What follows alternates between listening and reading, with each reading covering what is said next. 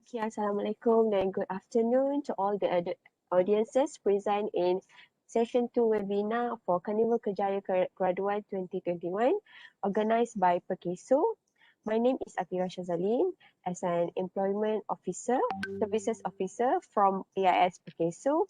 And this afternoon, I am also will act as a host and moderator to the webinar session. Before we start, I would like to remind all of you to first maintain respect in webinar session. Secondly, please leave your microphone to be on mute all the time. Third, you may use chat room to ask questions and to share your views and answer to questions. Fourth, if you have any problem in maintaining your device, please log out and log in again. We are also going live at Facebook laman Rasmi EIS Perkeso, so you may watch from there too. And fifth, you will be required to register at the end of the session. We will be providing registration link through the chat room. Okay, so with us today is Madam Elizabeth Lopez, Certified Trainer from Lewa Learning Resources. She is an accomplished EdTech and e-learning expert with a long year experiences in teaching career. So how are you, Madam?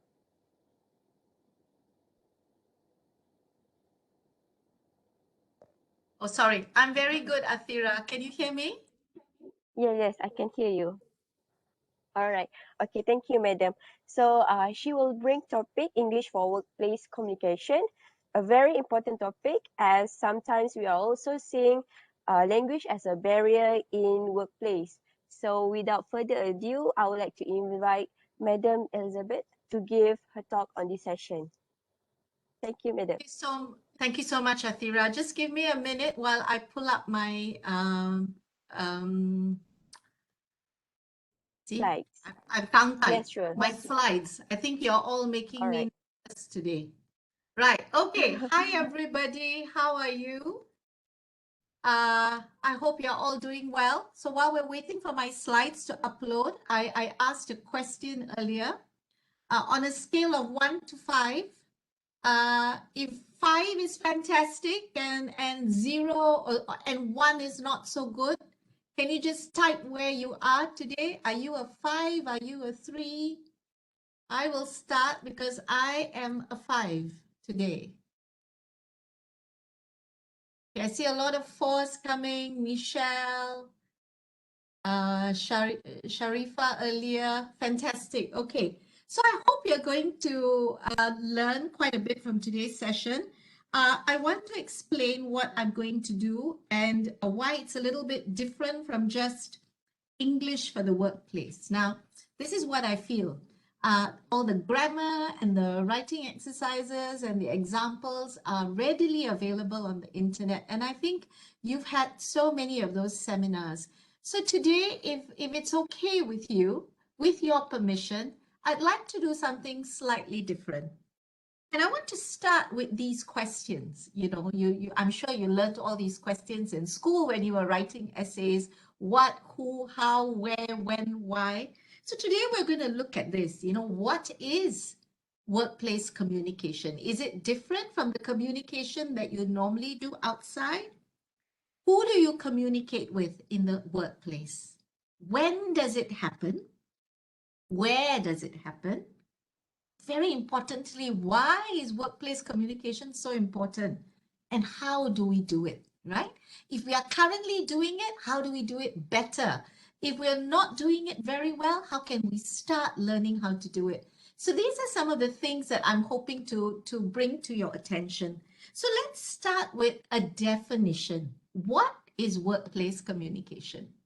So I took this from Wikipedia, and workplace communication is the process of exchanging information and ideas, both verbal and non-verbal, between one person or a group and another person or a group within an organization.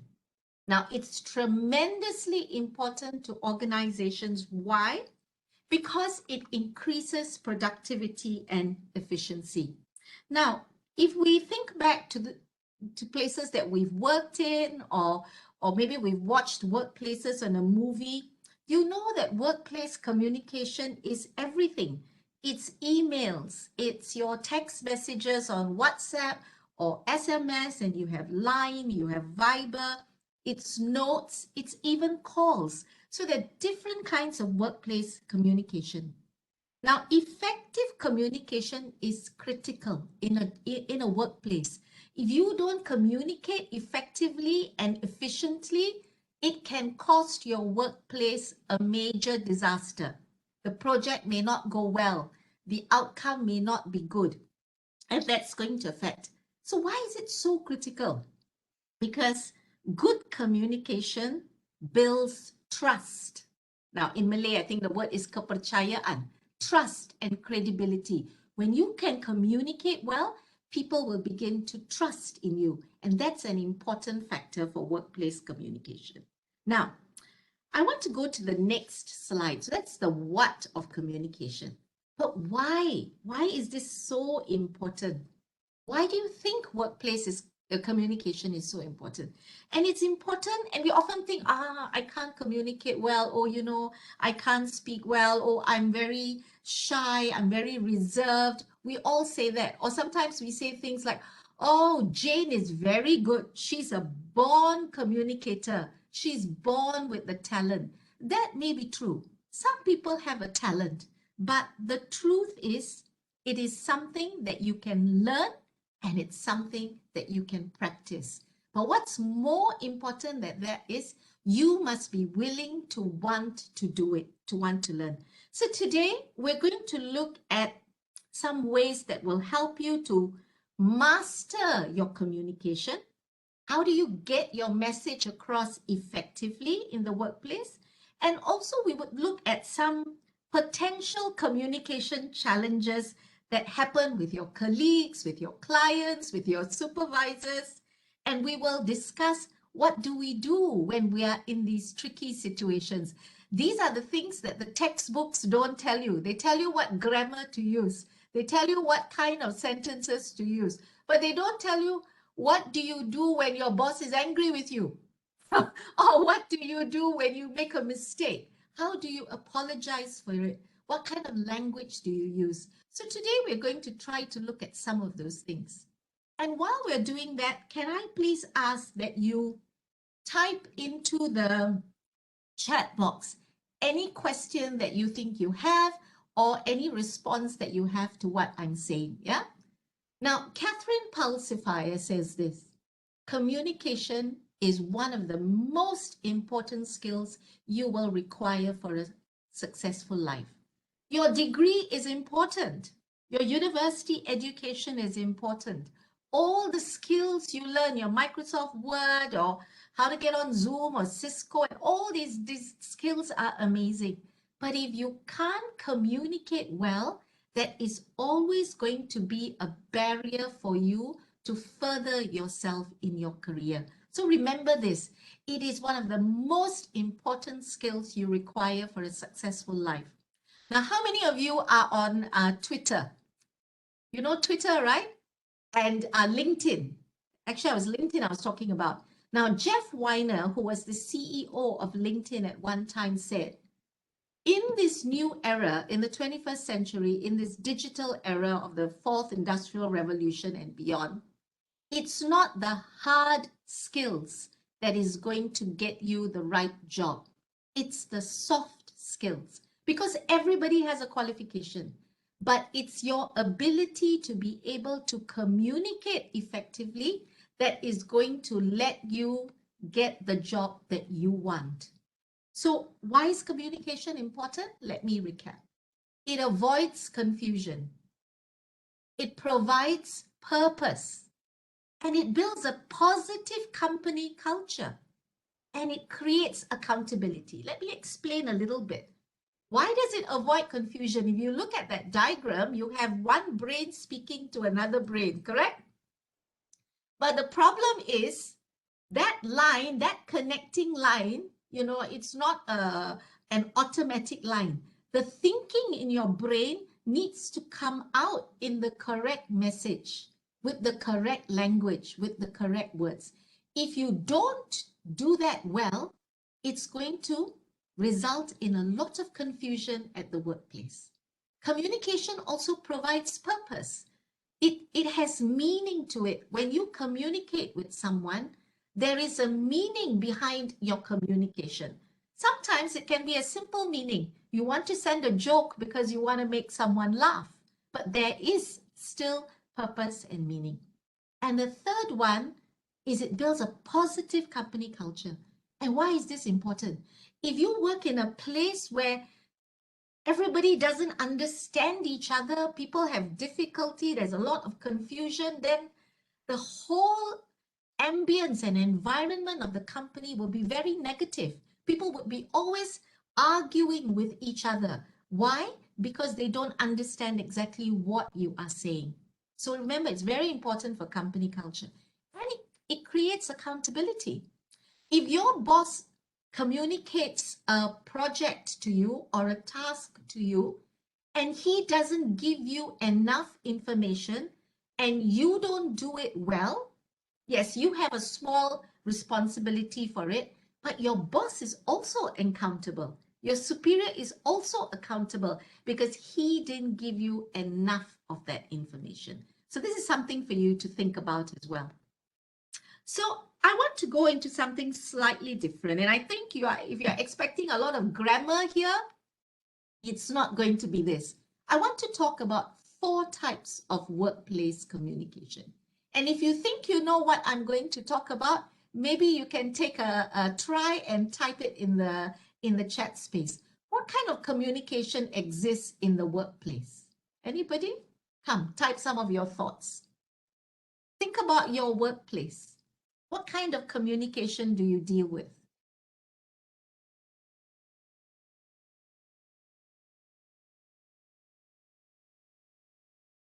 Okay, so there are 4 types of communication that I've been thinking about. Verbal communication, body communication, body language, phone, because we all use our phone a lot these days.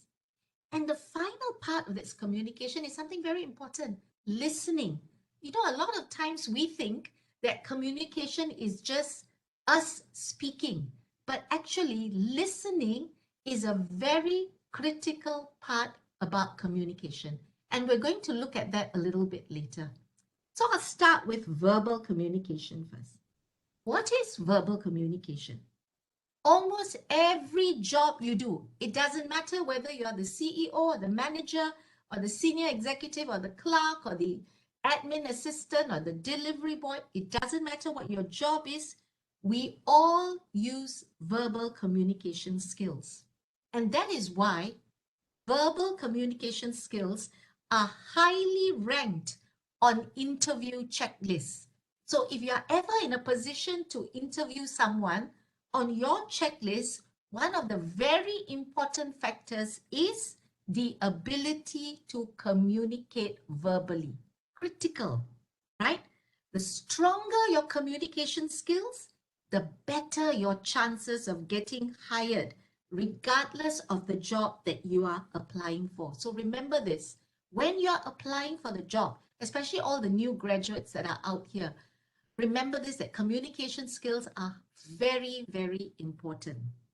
So this is a picture of what it would look like in a typical office, a little bit of a modern office. These days, we don't go to the office. Some of us are all working from home.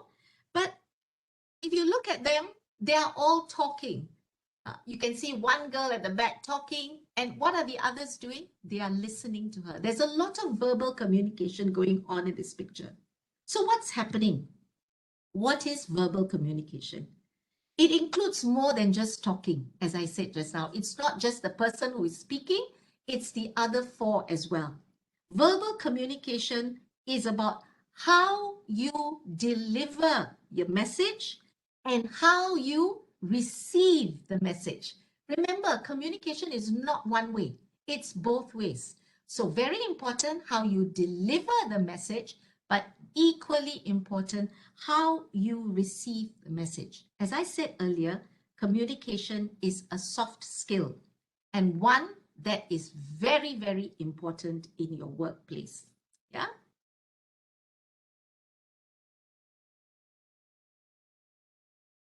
Now, effective verbal communication on the job depends on the relationship between communication partners and the work context.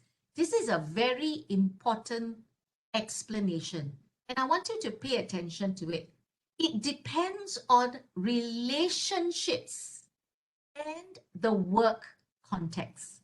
So it depends on what your relationship is with the other person, but it also depends on what you want to say about it. What is the word context in this particular thing, right? So if you think about the office, right? Who are the people that you talk to? Who is in a relationship with you in your workplace? You have your co-workers or your colleagues, you have your bosses, you have your subordinates. Subordinates are those that report to you. You have employees, you have customers, you have clients. If you're in a school, you even have teachers and students. You have speakers, and like today, I am having a relationship with all of you because you are my audience. So those are the different relationships that you have. But it also occurs in different contexts in the workplace. So think about it. Where does communication happen in your workplace? During your training sessions like this? Sometimes you may be giving a presentation or you may be listening to a presentation. It could be a meeting. It could be a performance appraisal. You know, it's a performance appraisal. Every time at the end of the year, we sit down with our bosses and we see how well we've done. That's another issue. It could be one-on-one discussions that you have with your colleagues. Could be an interview. It could be a disciplinary session if you've done something wrong. It could even be you having lunch or coffee in the cafeteria. It could be you in the food court. It could be happening in a parking lot while you're waiting for the lift, or you are in the lift or in the corridor. So I want you to think about communication very widely. It's not just what you do at your laptop. It's more than that. It's everything that happens in your office or in your workplace. One of the most important people or group of people that we will be communicating with are our supervisors. So if you are a supervisor, these are some of the things you need to think about. How do you advise someone who is reporting to you? How do you give them the right advice? How are you assertive? Assertive means being firm. Being firm without raising your voice, right? So assertive, not aggressive. How do you convey feedback? Now, we Asians, we don't like feedback a lot, and I'll talk about it later because we feel, oh, someone's going to say something negative to me. But feedback is very constructive. So if you're a supervisor or a manager, how are you giving feedback so that the person knows how to change? What language are you using? How are you disciplining your employees? By being respectful to them. Just because they've done something wrong doesn't give us the opportunity to be rude to them. So what kind of language are we using? How do we give credit to others? How do we praise those who are working in our team? How do we recognize and challenge them? How do you raise an objection during a meeting? How do you show an interest? If you see one of your line members or your subordinates not feeling well, how do you show an interest? How do you ask about their feelings? These are all important things in the workplace. How do you speak calmly even when you're stressed? You've got a big deadline, you're really stressed out. But how do you speak calmly? Now, sometimes, unfortunately, if you're a supervisor, you may need to terminate a staff. How do you do that? Do you do that Donald Trump style and say you're fired? Just like that? Or what kind of language can we use so that the person doesn't feel so horrible and so terrible? How do you train others? What kind of language are you using in your training sessions?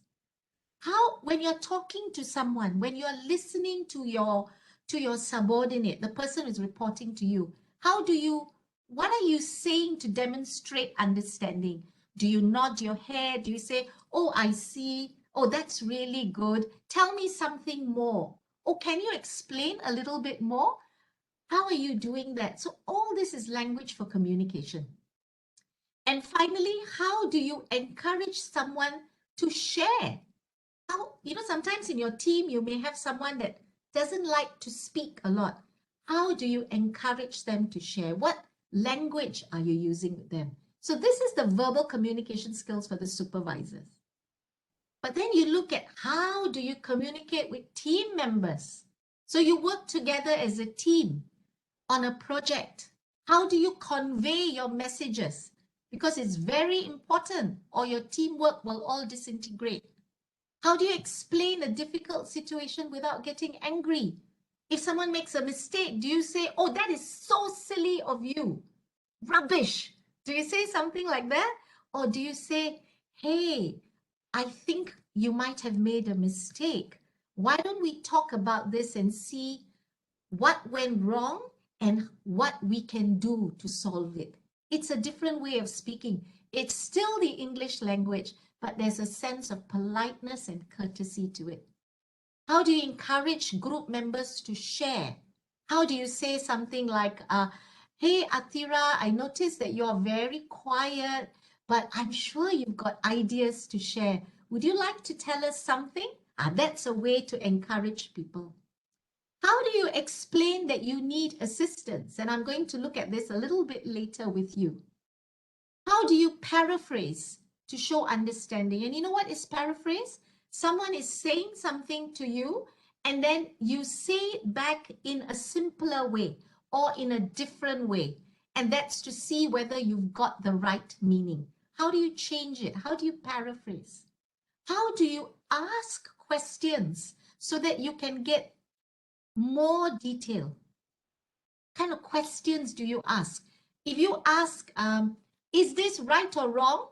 Your boss is only going to say yes. Or if you say, is this right? If you ask your boss, is this correct? He will say yes or no. Does it tell you anything more? No.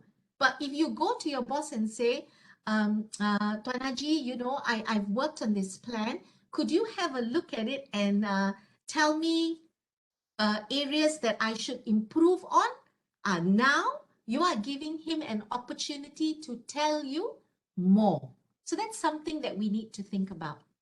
How do you receive criticism?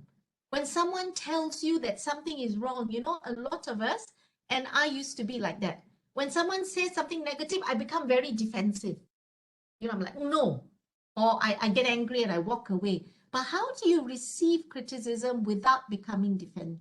How do you say, let's say someone says to you, hey, Elizabeth, the piece of work that you did, thank you for doing the work, but there were a lot of mistakes in it. And then you say, oh, you gave me such a short time. You only told me about it yesterday. I had so much of work to do and I couldn't concentrate. That's being defensive. But what do we say instead? We say, oh, is that so? I'm so sorry. So the first thing to do is to apologize. I'm so sorry that happened.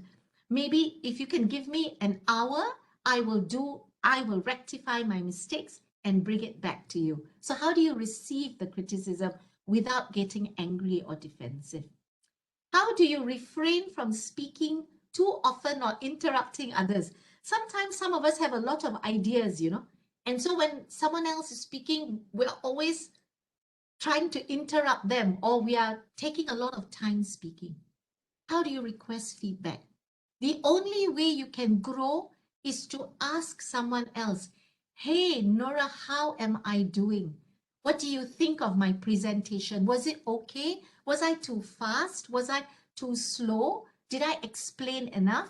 Only when Nora tells me will I be able to grow so that I can do better the next time. So how do you request for feedback? And finally, how do you state your needs or your wants or your feelings without criticizing anybody? We all have needs. So how do I go, let's say I'm just going to pick a name. How do I go to Michelle and I say, hey, Michelle, actually, I really hope that you can be helping more with the project. I'm finding it hard to cope myself. Instead of going to Michelle and say, hey, Michelle, you're really lazy, huh? You never help me. And look at me, I'm so stressed out. So without criticizing or blaming, what kind of language can we use that is positive and affirmative? So this is with team members, yeah? Please stop me or ask me a question at any time, yeah? I want to make it interactive. Now, many of you may be in a business and you may be dealing with clients. It's not only in business, even when it doesn't matter where you work. Anyone who buys your service or your product is a client, right? Okay. So how do you anticipate the concerns of others? So how do you find out what they're concerned about? You can say things like, hey, I noticed that you're coming to the meeting at 3 o'clock this afternoon. I just wanted to ask you if there was anything you would like me to touch on. Is there any aspect that you want me to focus on? Because your boss may be having a concern or your teammate may be having a concern. Opening up the platform, giving them an opportunity will help you to address those concerns. How do you ask for clarification? Let's say you send in a proposal and your boss, like a teacher, draws a big red mark and a question mark. And he says, no go. So, but you don't know what is wrong about it, right? So how do you go back and you say, or how do you send an email and say, dear sir, I noticed that the proposal has been put back on my table. Please, can I have some time with you to understand what was not right and how I can do better, right? Instead of saying, what is this question mark all about? So doing things like that. Asking open-ended questions. I gave you this example earlier. If you go to someone and say, is this correct? All they will say is yes or no, because you've asked them a yes-no question. So how do you ask them an open question that allows a conversation to happen? If you have an agitated customer, whether you work in Perkeso or let me just use Perkeso, let's say you got someone who's coming and their claim is something went wrong with their claim or, and they come, they're very angry. Yeah? They're so angry. How do you calm the person down? Because feelings are important, right? They are there because there's something, maybe their husband has just passed away, they have a lot of bills to pay. You know why I use this example? Because it was me before, many years ago. So, and then no, but I want to say the Perkeso staff are exemplary. So how do you calm the person down? You can say, Puan, I know you're very upset. Can I get you a glass of water or a cup of tea? Why don't you come and sit in this room first? And I will find someone to come. If the person is crying, you don't want them to sit outside in the public area because they're going to feel so embarrassed, right? And even if they are very angry, how do you calm them and say, Mr. Lai, I know that this is not right. Something must have happened. Give me a few minutes to find out how I can help you, even if you don't know how. Calm the person down first. Bring the person to a neutral place and then do what you can to respond to their complaints. How do you emphasize the benefit of a product, a service, or proposal? How do you influence? Selling is all about influencing people. Look at us. We go on Lazada and Shopee, and then suddenly we look at something and we say, cantik lah. I want to buy. Why? Because they have emphasized the benefit of that product so that even if you don't need it, you want to buy it. Language is important there. How do you notice non-verbal cues? And we're going to cover this later. How do you respond verbally when someone is confused or angry? They're not saying anything. They're not shouting. They're not crying. They're not stamping their feet. But when you look at them, you know something is not right. What do you say? And how do you say that? Yeah? So this is for clients. Sorry, I seem to have gone back. Yeah, and then we go to the next slide. Now, we are all afraid of presenting, right? Even though I've presented so many times, anytime I have to present, I am still nervous. I am still anxious. I am still worried. This is normal for any one of us. So if you have to present, then classic rule, you must plan, you must prepare, and you must practice, no matter how good you are.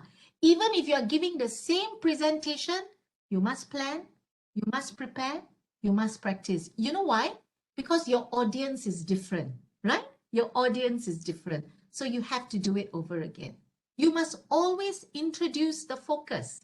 It's like going in a journey, right? When we want to go, let's say we want to go to Sungai Petani, we have to focus first. Now, which highway am I going to take? North Highway, South Highway, where? Where's my toll? Yeah, so introduce the focus first. Enunciate each word, very important. You can have the most perfect vocabulary. Your language may be fantastic, but if you speak like an electric train very fast, no one will understand what you're saying. So you got to speak very clearly. Every word needs to be said. You must project your voice so that everyone can hear you. The person in front and the person at the back. So project your voice.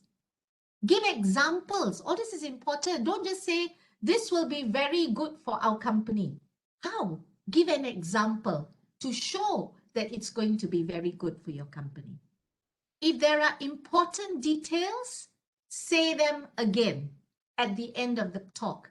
Someone taught me many, many years ago how to make a good presentation. 3 T's.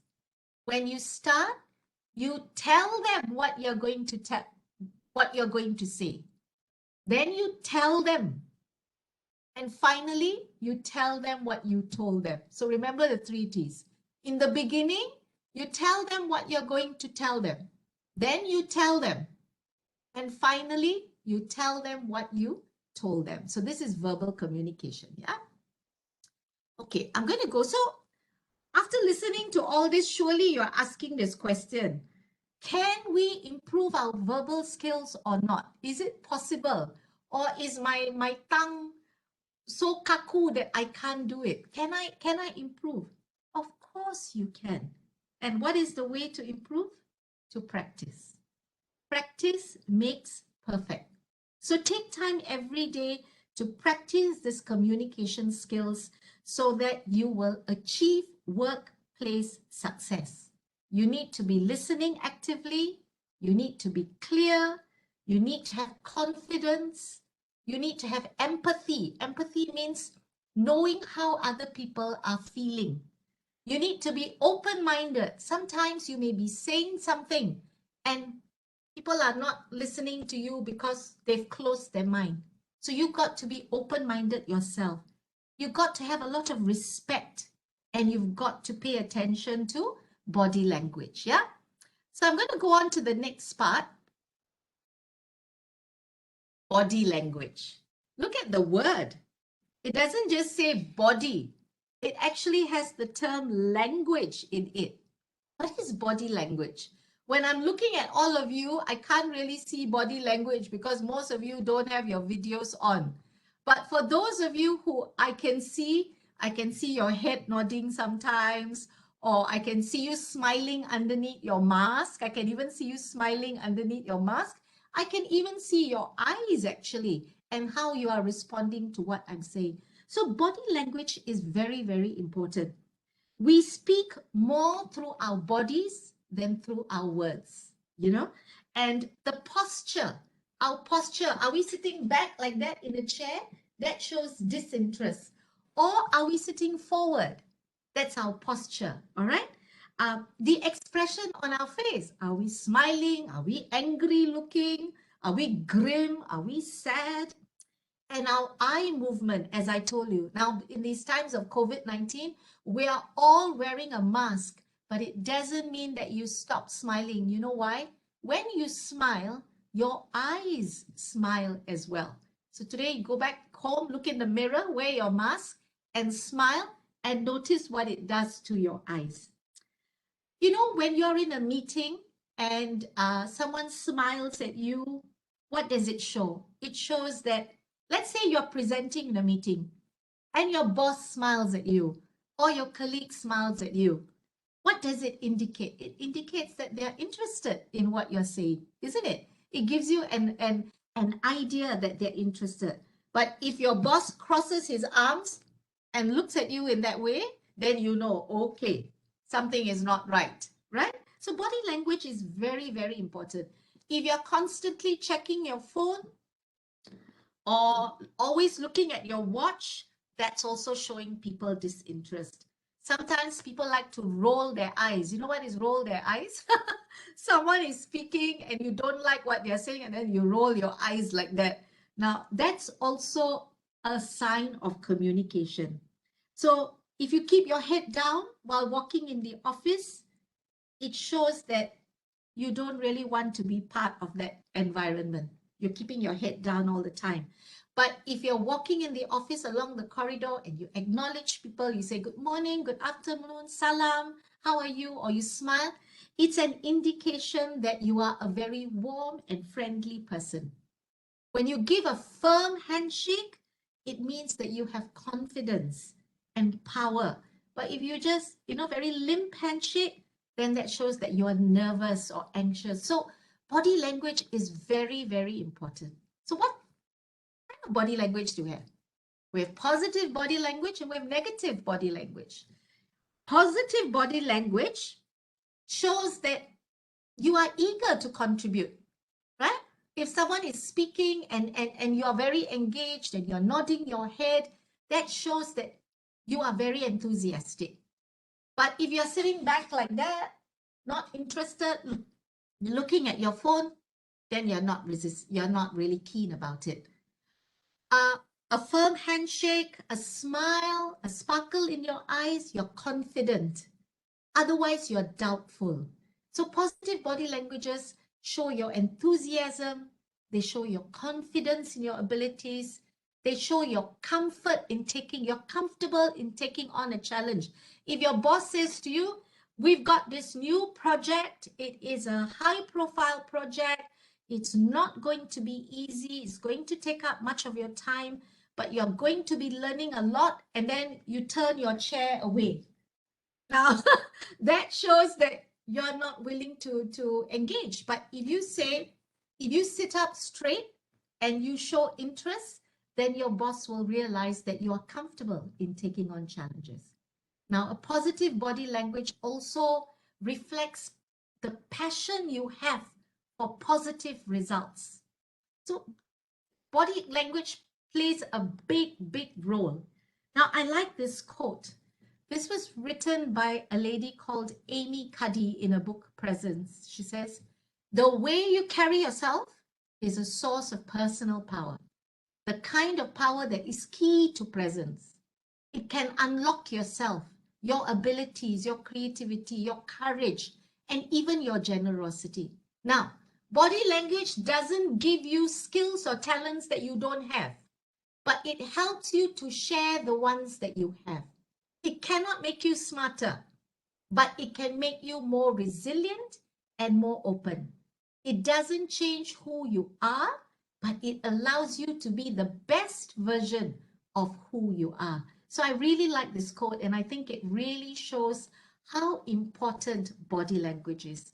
So how do we master body language? We're going to look at this. How do we always have a positive state of mind?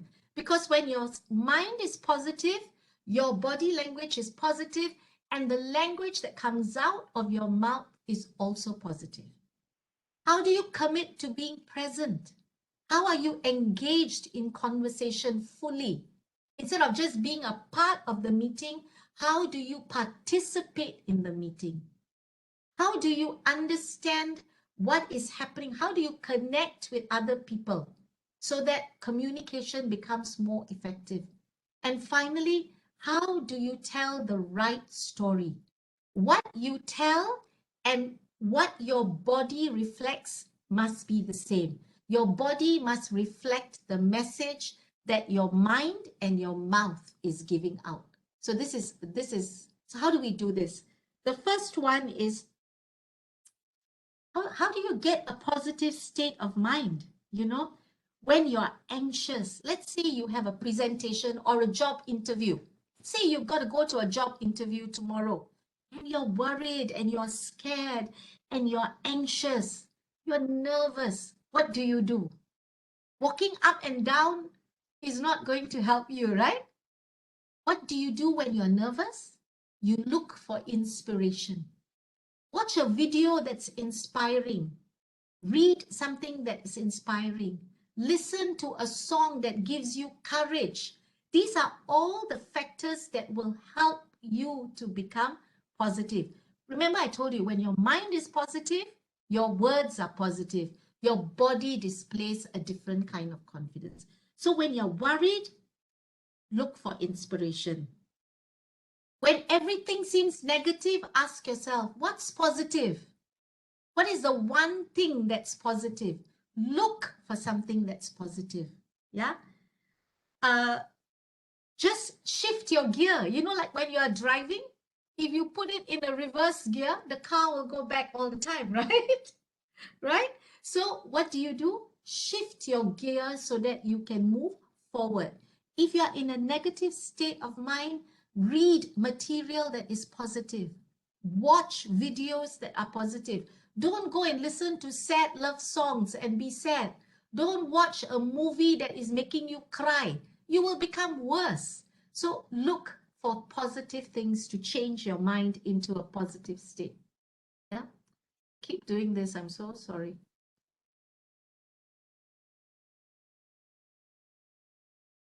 Yeah.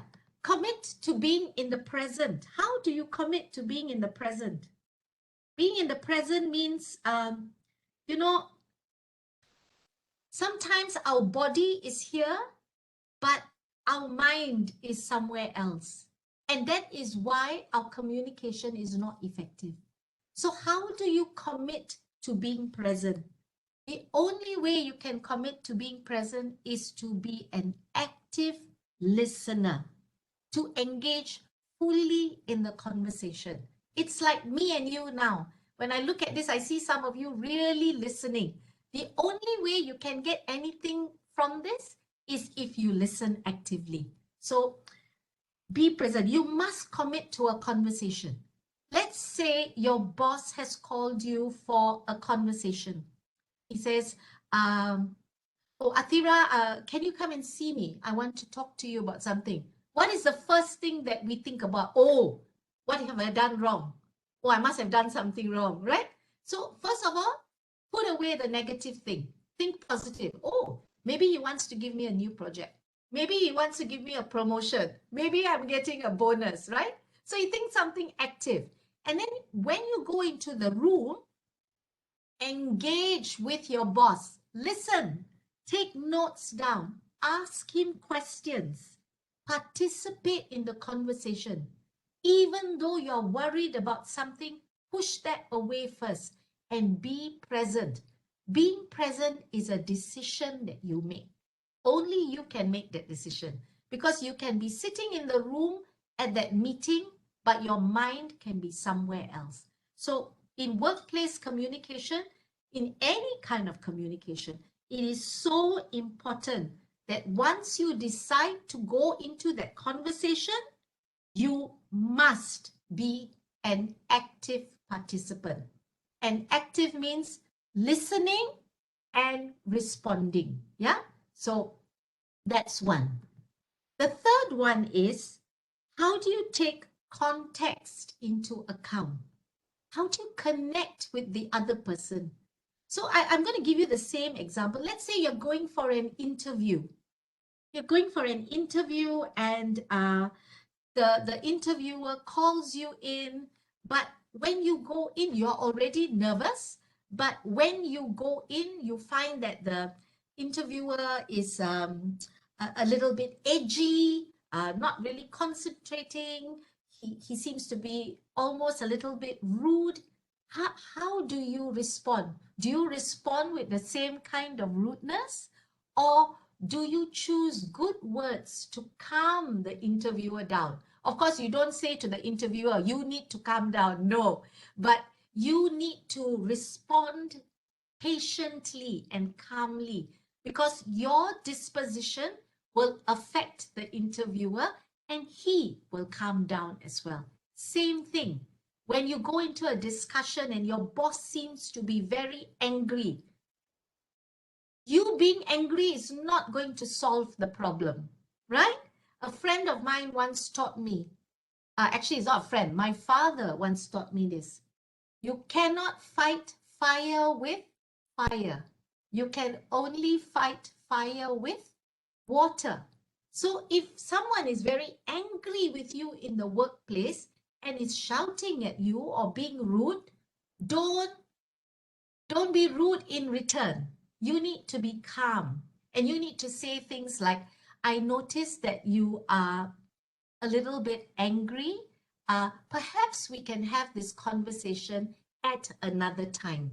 Or you say, I don't think this is the right time to have this conversation. Can we discuss this later? Instead of saying, it looks like you're very angry. I don't want to talk to you. Let me go away now.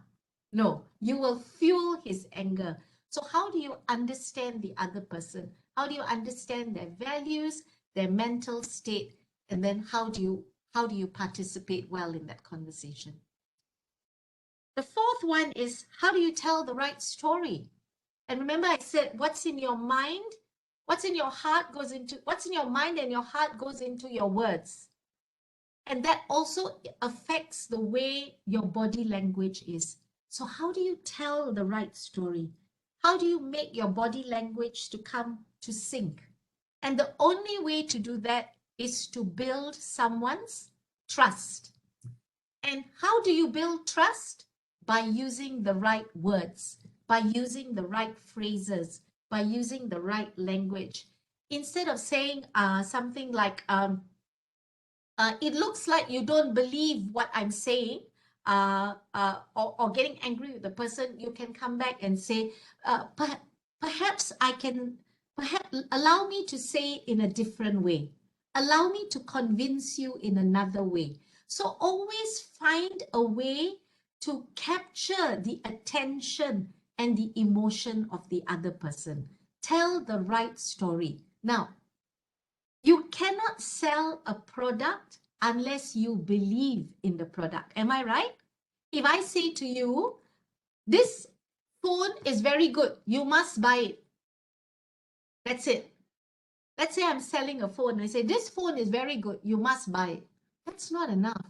I need to say something like, hey, hey, Ahmad, I heard you were looking for a new phone.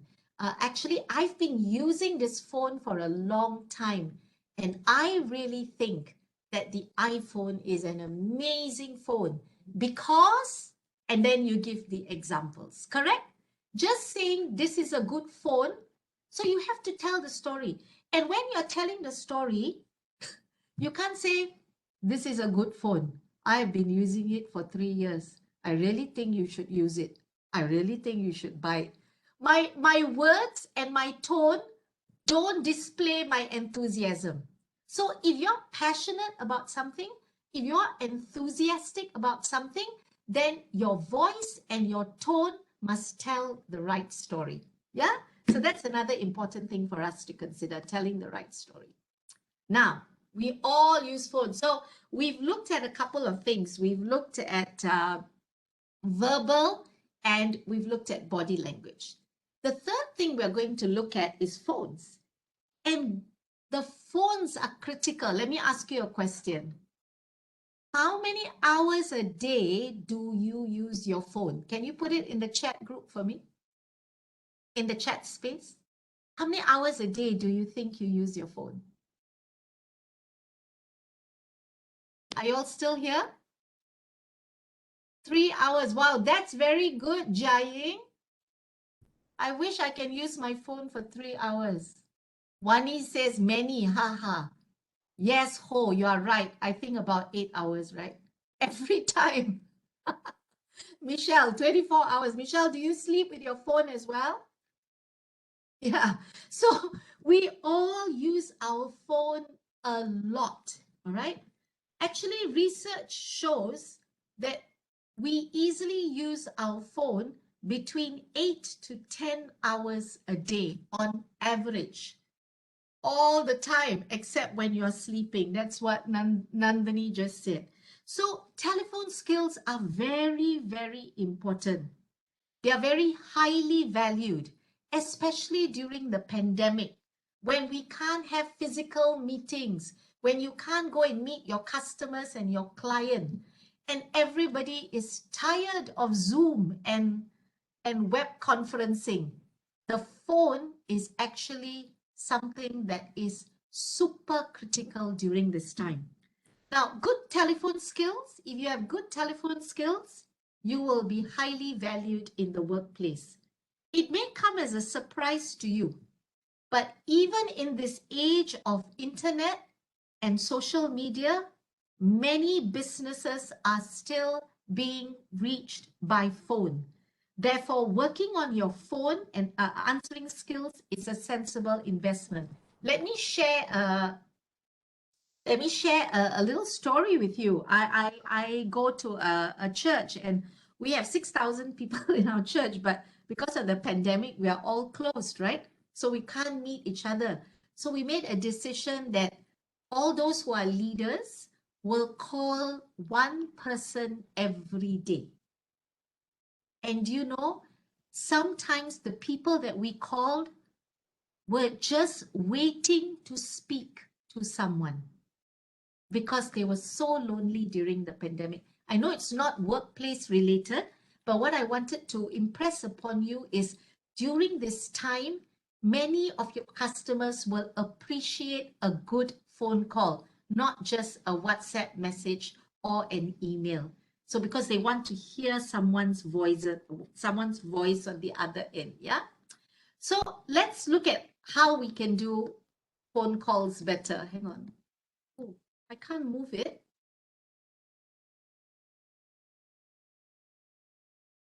Sorry.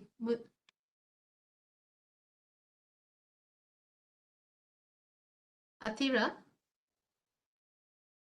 Hi, Brian.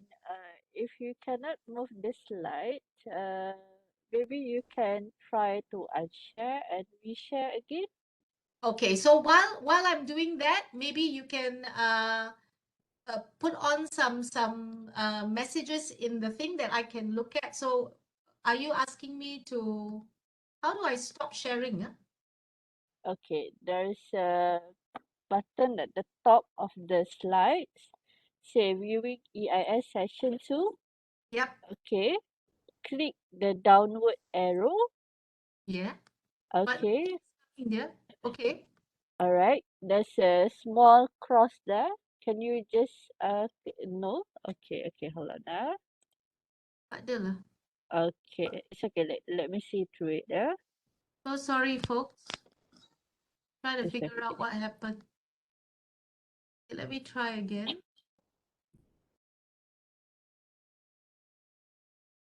Okay, just give me a, I can't stop sharing as well. It's so odd.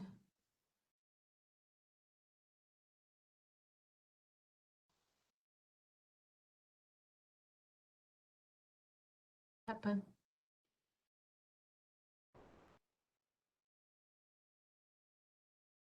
Okay, well, we're trying to figure this out. Oh, this is not good. Okay, don't worry. Can you try to share again? Yeah, so Okay. I need to, so sorry, everybody. This is what happens with technology. It happens. We are still new in this, but Yeah, we need we to are just laugh it improving. off. Yes, Yeah, correct, Gwen. we just laugh it off and say, this Elizabeth is such a silly girl. Okay. Any questions while we are waiting? What did you think about what we've done so far about body language? And okay, here it is. I wonder what happened. Okay, let me get to my slide deck, yeah. So in the meantime, if you've got a question, please can you post it in the chat group? Yeah, almost there, people. Okay. So when we're talking on the phone, you know, it's very easy to believe I'm talking on the phone, I can't see anyone. But what we need to think is that you've got to be enthusiastic. Even though you are not enthusiastic, you need to be enthusiastic and you need to speak very, very clearly. Now, one of the things that you think about, and someone told me, is every time you answer the phone or every time you speak on the phone, make sure you are smiling as well, because people can tell when you are not smiling. So it is very important to convince the person on the other side that you are happy to be speaking to them.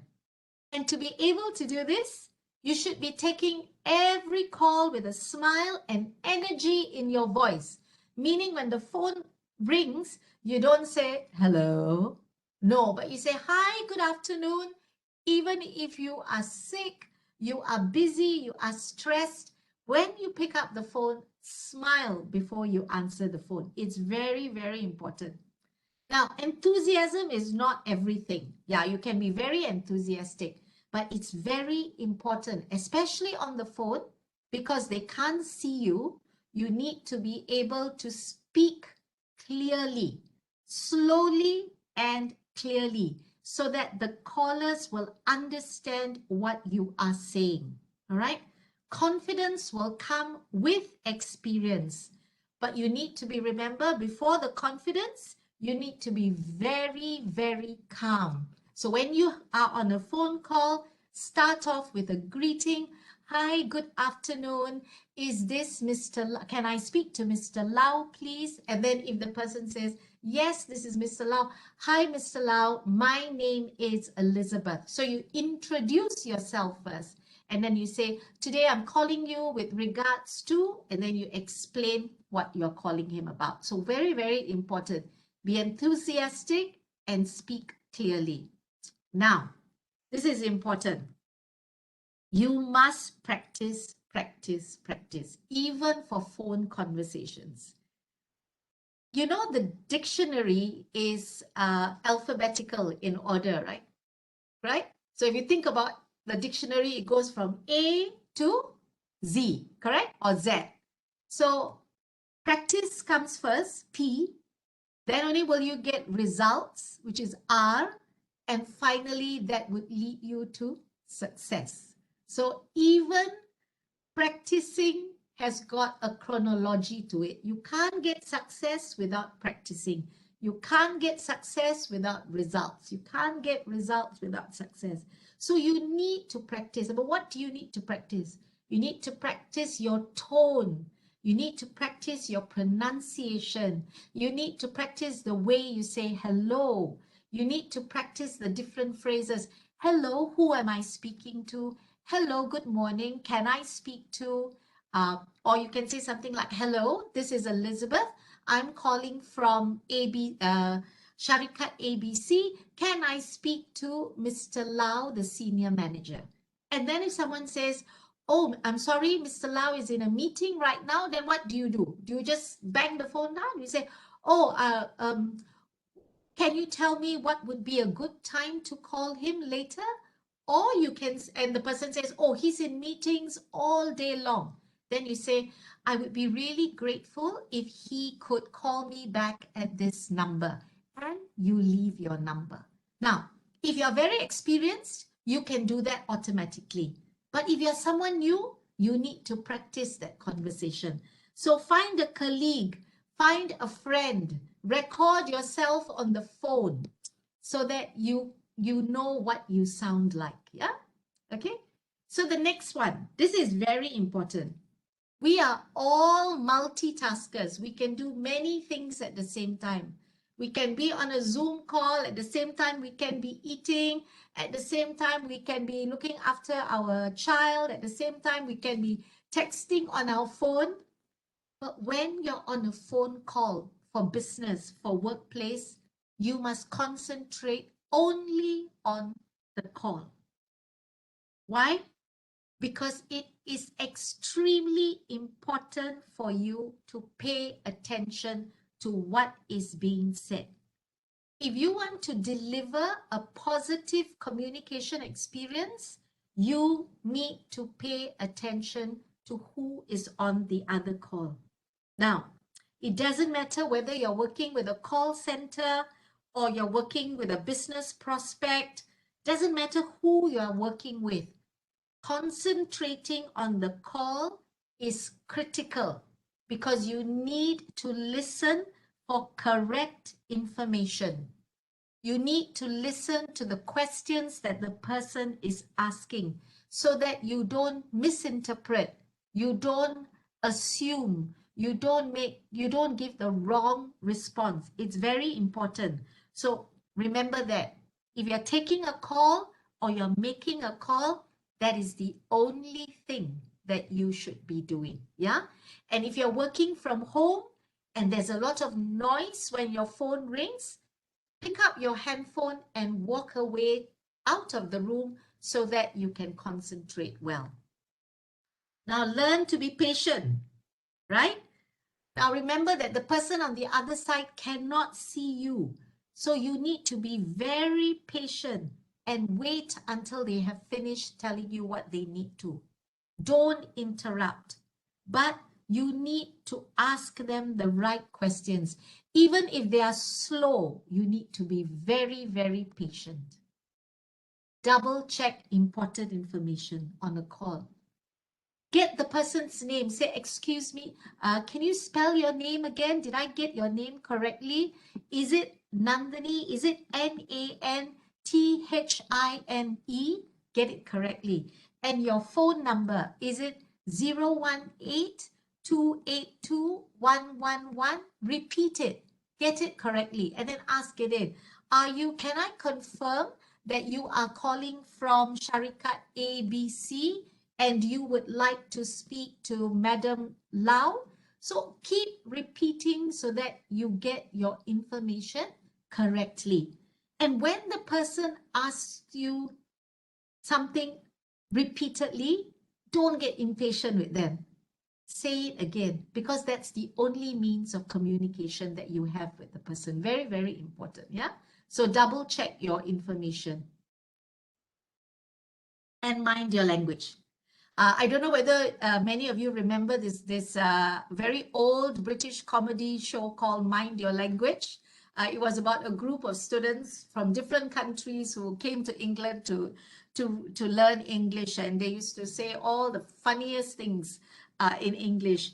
You need to be very clear and your English needs to be correct. You don't have to use big fancy words, but you need to speak clearly and correctly, using correct grammar and correct sentences. So be very careful about the language that you speak. Now, the fourth type of communication that I talked about is listening. Listening is critical.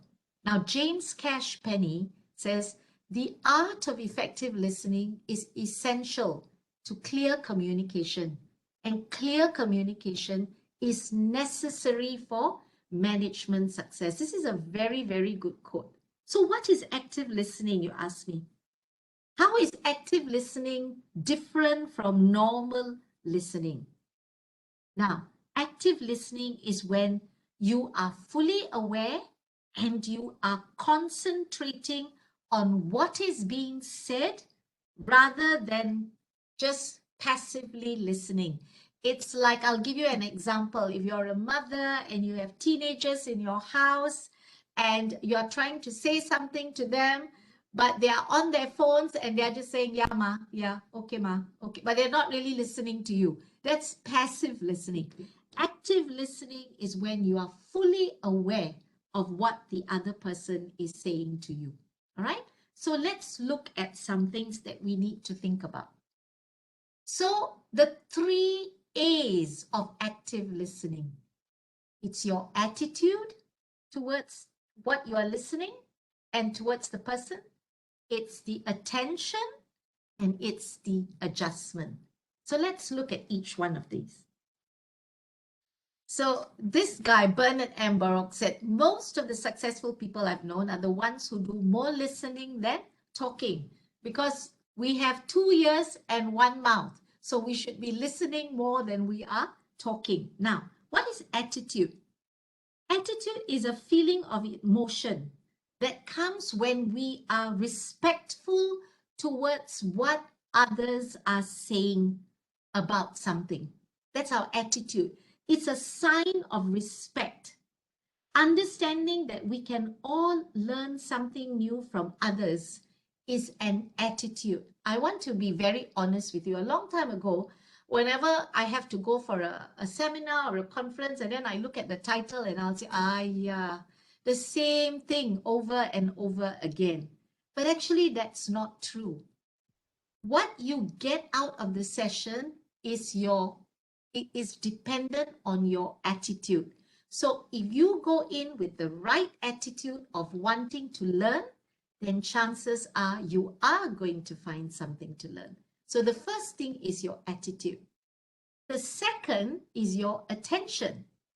One of the most sincere forms of respect is actually listening to what another has to say. To be a good listener, to be an active listener, you must have good intention. But that is easier said than done, because we live in a world of distractions. We are distracted by everything, especially at home. You know, you've got messages coming in on your phone, you've got email notifications coming, you've got your children or your husband or your wife speaking in the background. But attention is critical.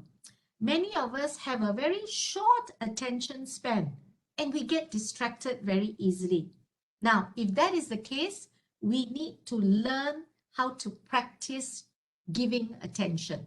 So learning to practice, how do I give attention? One way to do that is to do exercises like brain puzzles, word puzzles, even meditation will help you to become a more attentive listener.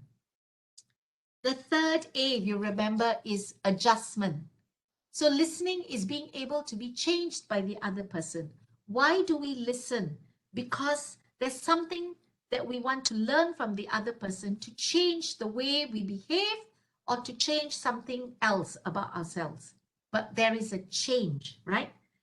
It's adjustment in listening is just keeping an open mind. Not closing your mind or shutting your mind, keeping an open mind to follow what the speaker says. Even if you think that it's difficult or it has no meaning, you still continue to keep an open mind. Often we listen to great leaders speaking about business or life in general, and sometimes it becomes monotonous. Like maybe you are listening to me and you're saying, what is she talking about? But actually, if we keep an open mind, there will be something that we will learn. Even if it's the smallest thing, there will be something that we learn. Yeah? Okay. So why is active listening so important in the workplace? And we're talking about workplace communication. And you're probably asking yourself, what is she talking about, right? So one of the reasons why workplace communication is important, and it's not showing you the slide, but I'll tell you, the animation is not coming. Doesn't matter. Active listening builds trust. So I don't know whether you can see my animation, but it builds trust. To build trust, there are certain things we need to do. We need to listen to people. We need to lend a ear. We need to be honest and supportive. And we can only be honest and supportive if we are listening well.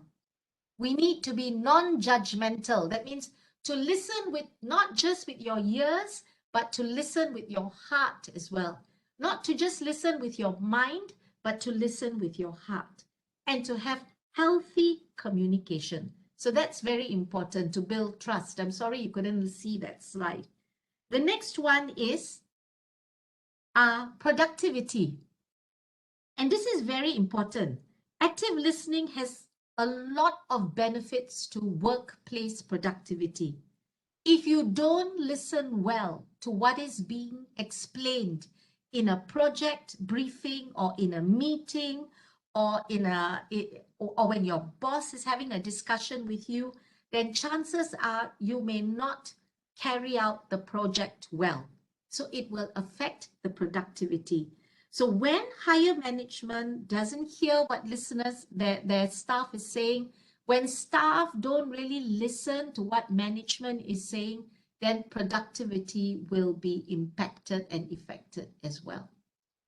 Now, the third one is listening helps us to resolve conflict. Conflicts are a big part of our workplace. Conflicts even happen in our homes. There's always an argument happening or a misunderstanding happening. And why does it happen? Because we don't communicate well. We're not listening to people. So even worse in the workplace, when everybody has deadlines and stress and so many things that they are doing, then workplace becomes quite conflict ridden. So to listen means to understand, and to understand means you can act in the right way, right? So often we fail to understand or respect other people's views because we don't see things from their perspective. Let's say a teammate comes to you and says, Siti, I really can't do this. I really can't do this task. Instead of listening to why she can't do it, you say, I know you're so irresponsible. You are always not finishing your task. You see, you make a judgment. But actually, if you are actively listening to Siti, you will understand why she cannot complete the task. And why she cannot complete the task may be something that you need to give her in terms of guidance and intervention and support. But if you don't listen actively, you won't understand the root problem and you won't be able to act in the right way. So that's a very important thing as well. It causes strong work relationships. I'm really sorry, my animation is not working here. But when you listen well, you get an opportunity to form strong relationships with your colleagues, with your superiors, with your bosses, with your clients. And that results in a healthy work experience. Now, in a study conducted in 2003, they said there are two types of listening. We do two types of listening in our offices or our workplace. Sometimes we listen to understand, and sometimes we listen to respond. And which do you think is the more important listening? To listen to understand or to listen to respond? Can I ask you to just type that in the chat space? Which is more important? To listen to understand or to listen to respond? So Khairul has said to listen to understand. Absolutely. And can someone say why? We covered it just now. Why is it important to listen to understand? So that we can? What was the third word? Can anyone remember? So that we can act well and act in the right way. Yeah? Okay. The next one is listening is good for us. You know, it builds us up as a person. It builds your confidence. It lets you, it gets rid of your agenda. When you practice active listening, you will benefit so much that you will begin to achieve what you need to achieve. And that will bring you the success that you are desiring for in the workplace. The last one is acceptance. To create a healthy workplace, employers need to accept what employees are saying, and employees need to accept what their bosses and employers are saying. So listening will allow for equity in the workplace. It will allow for inclusion. You're not going to leave anybody out, but it will also encourage a lot of diversity. Now, especially here in Malaysia, we're multiracial. We're Chinese, Malays, we've got people from East Malaysia, there are Indians, so many different cultures and races. And it's important to listen to each other so that we practice equity, inclusion, and diversity. So I've looked at these four parts of workplace communication. And I'm going to just stop here for 5 minutes so that you can grab a glass of teh tarik if you can make it in your kitchen, or if you want to ask me a couple of questions before we move on to the next part of the session. So I'd love to take your questions, but I thought we'll give each other 2 or 3 minute break. Is that okay, Atira? Yeah, sure. Okay, 3 minutes. We Yeah, have gives 3 me minutes some break, time okay? to drink some water as well. I don't have teh tarik. Okay. Okay, sure, no problem. Would you like to ask anything, anyone? Okay, I see a question from Nadia. Madam, sometimes out of sudden, I forget a vocab in English that I need to speak during my interview. I only know the word in BM. This will cause my confidence to become low and my mind will become messed up. Oh, you know, Nadia, sometimes rather than to think, what is the word, and cause more confusion, what I would do is to just say to the interviewer, there's this word that I'm trying to get in English, but I can't get it right now. But this is the Malay word. So it's okay because, you know, they are not there to test your English. They are there to see if you are the right person for their organization. So Nadia, don't worry about that and don't let that trouble you. Even I sometimes forget a word and I use the Malay word, or sometimes I'm speaking in Malay and I can't get the Malay word, I use the English word, but I always apologize. And I think saying sorry is a wonderful quality to have. I hope that answers your question, Nadia. Just breathe. Just say, I'm so sorry. I'm a little bit nervous and I can't think of the English word, but this is what I'm trying to say. And that's fine. Nobody's going to not hire you because of that. Anything else?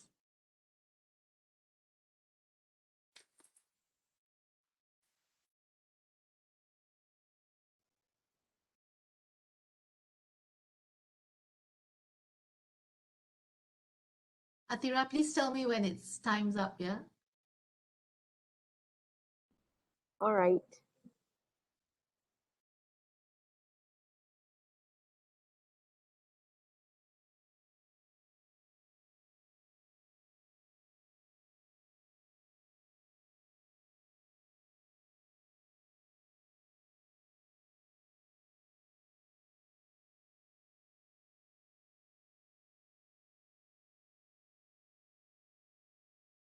Thanks, Nandini.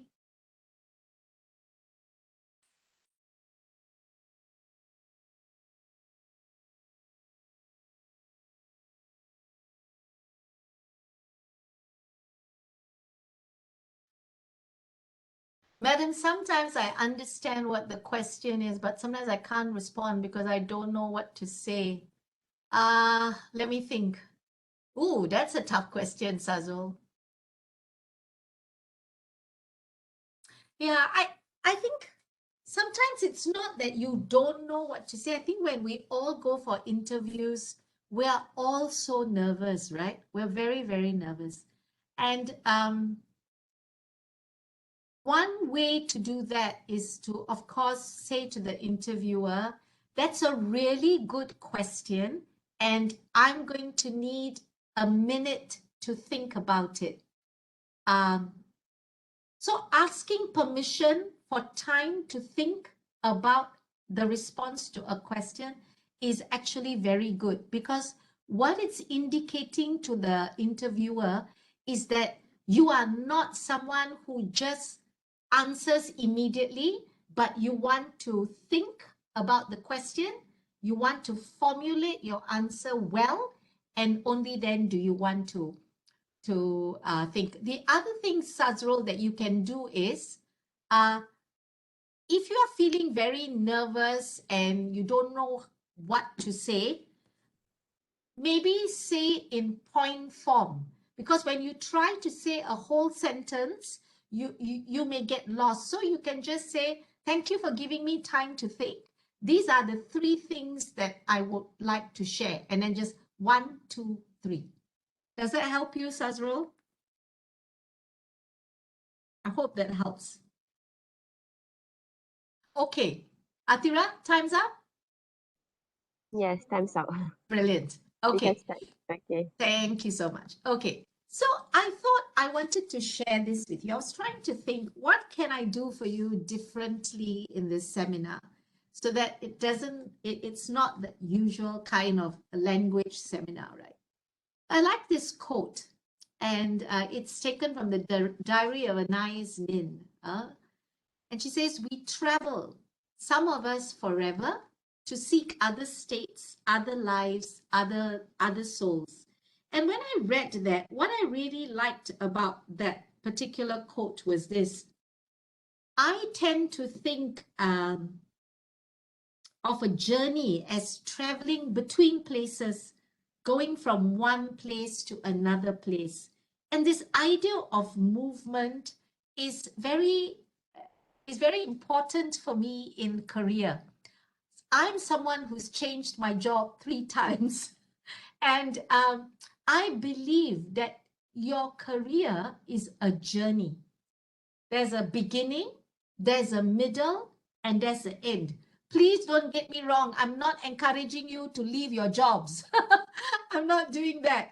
But I'm trying to get you to think about your career as a journey. You know, people like to use phrases like, I'm not sure where my career is going at the moment, or in my career, I'd like to be going here. But you also hear the phrase going up the career ladder, moving up my career. All these words suggest movement and a journey.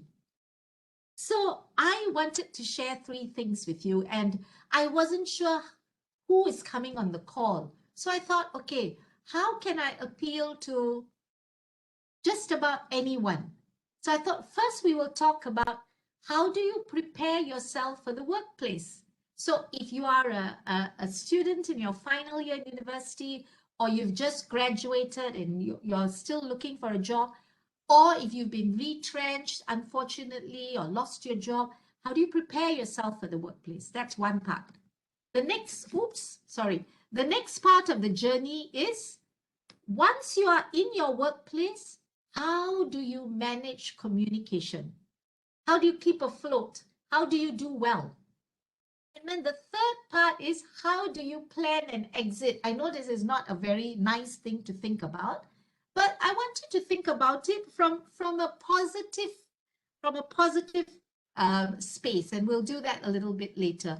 So we'll start with recent graduates. So this particular survey, a lot of managers said, out of the graduates that come, 8% are extremely prepared at the interview. 42% are mostly prepared, and 50% are well prepared. So remember, out of 10 candidates going for a job, only 5 are prepared. And if you fall into the other category, it means you are not even going to stand a chance to get a job. So preparation is so important. But what are the skills that employers are looking for? And you need to know this when you are preparing to go into the workforce. Writing is critical. Critical thinking, how to think on your feet, how to problem solve. Communication, leadership, responsibility, teamwork. I know it's not all language based, but I thought that you might benefit from this. So the first one is writing. Now, when you were in university and college, what did you write? Essays, right? Essays and assignments. Sometimes you will write a WhatsApp message, or if you are like my daughters, the writing is all on Snapchat. Everything is Snapchat, right? Yeah. So this is not workplace writing. This is social writing. If you are not a good writer, it will show in your resume and in your CV. And when that happens, if you have a lot of spelling mistakes and grammar mistakes, you won't even get past the application stage, right? So once, if you are good, if you have a good CV and a good resume and you apply for a job and you get the interview and you start work, you must focus on your writing skills. Even if you are not a good writer, don't lose heart.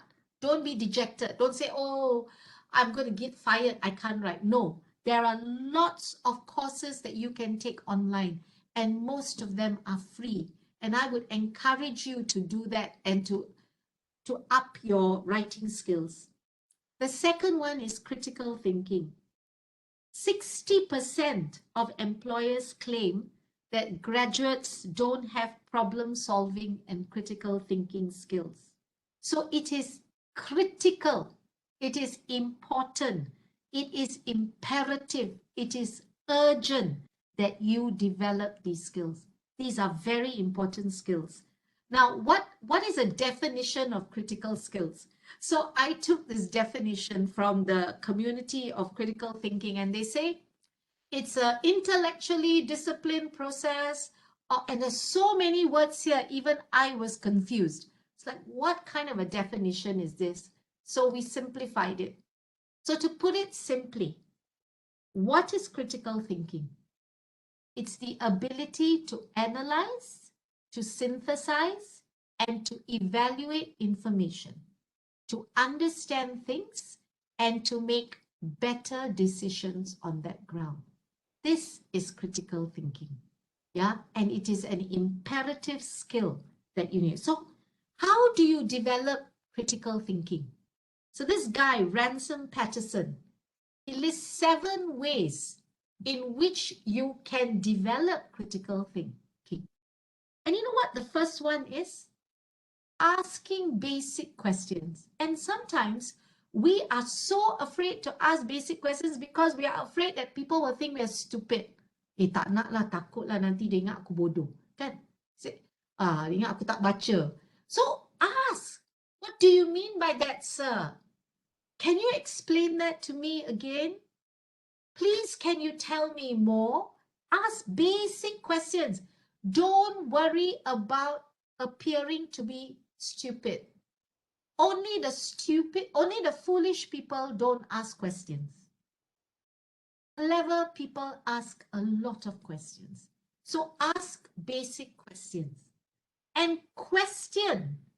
You know, one of the things that I used to find very difficult with one of my teammates, she reports to me, is she used to like to ask a lot of questions, and I used to get so annoyed. I'm like, why does this girl ask me so many questions? But actually, question is very important, because when you question a project, when you question a timeline, when you question a strategy, it shows that you are thinking. You are thinking critically about it. So that's very, very important. Be aware of your mental processes. Be aware. What am I doing? Am I confused? If I'm confused, then I need to ask a question. What is happening? Why do I feel a lot of confusion? Is it because I don't understand? Then ask a question to clarify. So be aware of what is happening mentally and ask the right question. The fourth thing he said was reverse things. So if somebody says, if somebody presents you with a timeline, a project timeline, and says, okay, this is our timeline, in 8 months, we are going to be here. Reverse the timeline. Ask your boss, okay, if we are going to be there in October, do you think we need to start earlier? So reverse the process and ask questions so that you challenge what is on paper or what's on the board. Evaluate the evidence. If someone says to you, 90% of customers, say that this product is too expensive, evaluate. Ask the person, where did you get your numbers from? Can you share your findings? What is the source? Can I have a look at those references that you're talking about? Evaluate the evidence. Let me tell you something. Not everything on Google is 100% correct, because anybody can put anything on Google. So evaluate the evidence. Remember to think for yourself. Don't always accept other people's thinking. Challenge the thinking. Honor your thinking. If a question comes to your head, or if a thought comes to your head, honor it. Honor that by asking, saying, I don't know whether this is going to sound silly, but I want to ask this question. Better to be a fool upright than to be a silent fool. So ask those questions. Now, also understand that no one thinks critically 100% of the time. So you need to give people an opportunity. If you're presenting something, tell people, can you take 5 minutes to think critically whether this is going to work or not? Give people the opportunity to ask you questions. Yeah.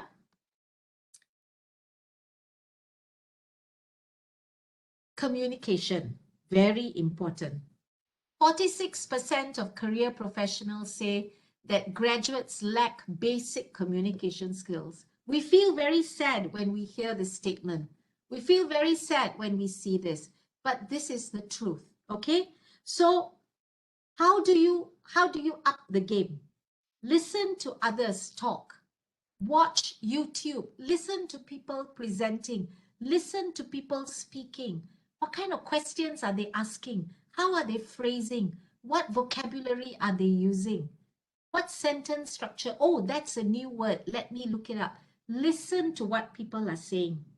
Remember that your body language is also a means of communication, right? Develop empathy. Practice speaking clearly. Keep recording yourself on the phone. I know it sounds very stupid, but practice, practice, practice. And then the other thing is, try not to use a lot of all these hesitations. Get rid of them. Try not to use them. When you use them, it looks as if you don't have communication skills. Leadership. Every millennial that comes out of university immediately wants to be the shining star, the leader at work. But the Spake-Hill studies showed us that 44% of managers report a lack of leadership qualities in recent graduates. How do you become a leader? Even if you're not, so this is something I want to say to everyone. You don't need a position to be a leader. You don't need to be the CEO or the general manager or the senior manager. It would be nice. But you can be a leader wherever you are. How do you do that? Find your passion. What is your passion at work? What is your passion? Set clear goals for yourself. What are your strengths? Look at your strengths. Work on your strengths, but learn from your failures. If you have made a mistake, that's okay.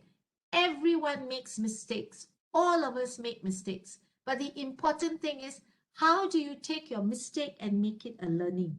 And always seek growth opportunities. So what does this mean? If a new project appears in your workplace, and that is not your job, but you're very passionate about it, go and ask your boss, is this something I can work on? Sir, ma'am, can I join that particular project? I'm very passionate. If you don't tell people what you're passionate about, you won't get the opportunities. So seek those opportunities on your own. Responsibility.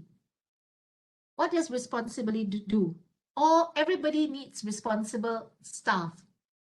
It's critical to have responsible staff. If you don't have responsible staff, everything can go wrong. What does responsibility do? It develops character.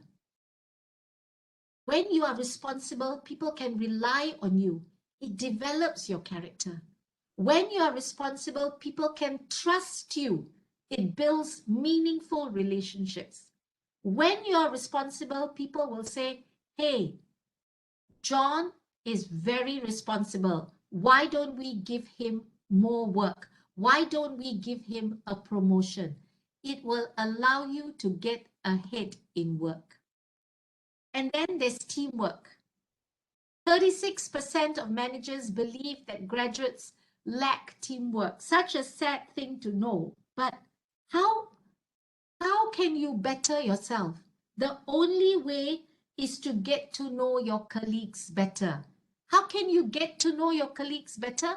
By communicating with them, by listening to them, by spending time with them, by talking to them, by being open-minded, by being positive and encouraging. This is important. Teamwork cannot happen if there is no communication. So that is if you were preparing for the workplace. Now, let's say you've gone for your interview, you did very well, you've got a job. Now you are in the workplace. Does that mean that you don't have to learn anymore? You don't have to try anymore? Sometimes keeping your job is harder than finding a new job. Do you agree?